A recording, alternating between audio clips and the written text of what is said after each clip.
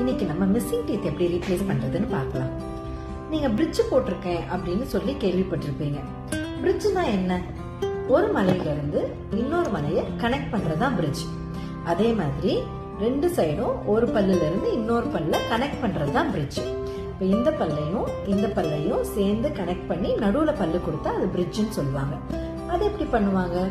ஒரு இன்டென்ஷனலா either side ஒரு root canal பண்ணிட்டு தேவையான அளவுக்கு இனாமலையும் டென்டினையும் ரெடியூஸ் பண்ணிட்டு இந்த மாதிரி மிஸ்ஸிங் டீத் எல்லாத்தையும் ஜாயின் பண்ணி ஒன்று கொடுத்துருவோம்.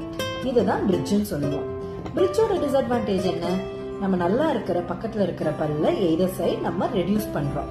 ஸோ கொஞ்சம் டூத் ஸ்ட்ரக்சர், சாலிட் டூத் ஸ்ட்ரக்சரை நம்ம லூஸ் பண்றோம். அந்த மாதிரி வேண்டாம் அப்படின்னா தான் இப்போ லேட்டஸ்டா வந்திருக்கிற டெக்னிக் தான் இம்ப்ளான்ட்டுங்கிறது. நம்ம பல்லு வைக்கிறதுக்கு ஒரு ரூட் வேணும். ஸோ நம்மளுக்கு ஒரு ஆர்டிஃபிஷியலா ஒரு ரூட் வைக்கிறது தான் இம்ப்ளான்ட். அது உடம்பு நல்லா சேர்ந்த அப்புறமா அதுக்கு மேல ஒரு ஆர்டிஃபிஷியலா ஒரு பல்லோட தலைப்பகுதியை வைக்கிறோம்.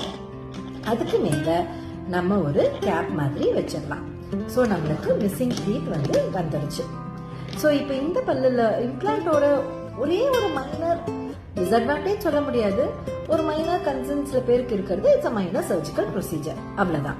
பட் ஆனா இம்ப்ளான்ட்னால நம்ம பக்கத்து பல்ல தொட போறது கிடையாது. இம்ப்ளான்ட் வைக்கிறதுக்கு முன்னாடி உங்களுக்கு சுகர் இருக்கா, வேற ஏதாவது அண்டர்லைனிங் டிசீஸ் இருக்கா, இம்ப்ளான்ட் வைக்கிற இடத்துல சஃபிஷியன்ட் போன் இருக்கான்னு செக் பண்ணிட்டு உங்களுக்கு இம்ப்ளான்ட் வைக்க முடியுமா, இல்லைன்னா நார்மல் பிரிட்ஜிங்கே போகலாமான்னு சொல்லிட்டு உங்க டென்டிஸ்ட் உங்களுக்கு சஜஸ்ட் பண்ணுவாரு.